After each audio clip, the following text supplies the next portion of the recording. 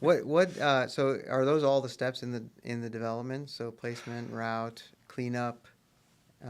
What else is left after that? That's pretty much it. That's I pretty much mean, it. Okay. I think it's good for people to spend whatever time they need to be really clear with their schematics up front. And, the starting point for Quilter is a board where you have the outline, you have critical components already placed. Anything that you are happy for Quilter to place is left off to the side. And you can give just the board to Quilter, but it will do a better job of that upfront detection of circuit patterns, circuit comprehension, if you also give it the schematic files.